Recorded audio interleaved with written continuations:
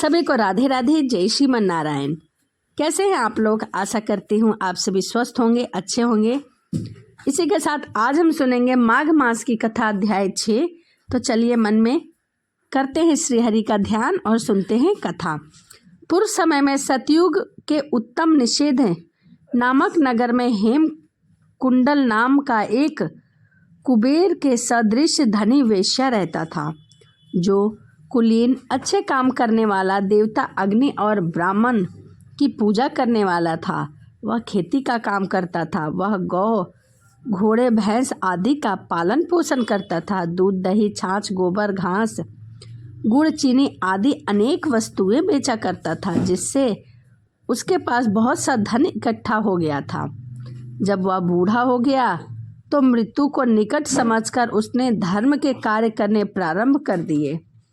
भगवान विष्णु का मंदिर बनवाया, कुआं, तालाब, बावड़ी, आम, पीपल आदि के वृक्ष तथा सुंदर बाग बगीचे लगवाए। सूर्य उदय से सूर्य अस्त तक वह दान करता रहता। गांव के चारों तरफ जल की प्याऊ लगवाई।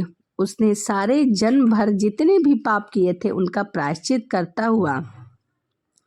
इस प्रकार उसके 2 पुत्र उत्पन्न हुए, जिनका नाम उसने कुंडल और विकुंडल रखा।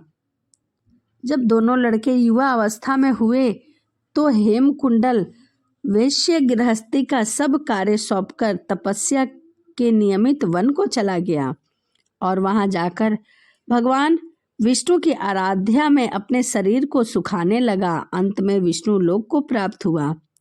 उसके दोनों पुत्र लक्ष्मी के मंद को प्राप्त होकर बुरे कर्मों में लग गए। वेश्यागामी वीणा और बाजे लेकर वेश्याओं के साथ नाचते गाते फिरते थे। अच्छे सुंदर वस्त्र पहनकर, सुगंधित तेल आदि लगाकर, भांड और खुशामदियों से घिरे हुए हाथी की सवारी और सुंदर घरों में रहते थे।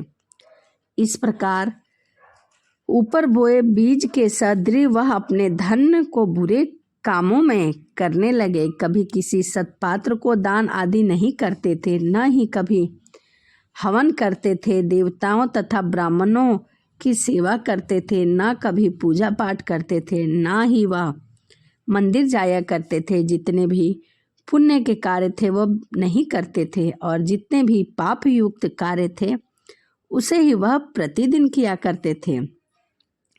थोड़े ही दिनों में उनका सभी धन नष्ट हो गया और वह दरिद्रता को प्राप्त होकर अत्यंत दुखी रहने लगे। भाई, जन, सेवक, उपजीवी, इन सबने इनको छोड़ दिया।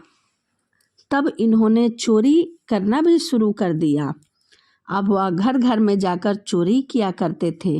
राजा के भय से नगर को छोड़कर डाकुओं के साथ वह वन में रहने लगे और वहां भी चोरी करने लगे। वहां अपने तिरछे बाणों से वह वन के पक्षी, हिरण आदि पशुओं को मारकर खाने लगे। एक समय इनमें से एक पर्वत पर गाय, जिसको सिंह मारकर खा गया, और दूसरा वन को गया जो काले सर्प के डसने से मर गया।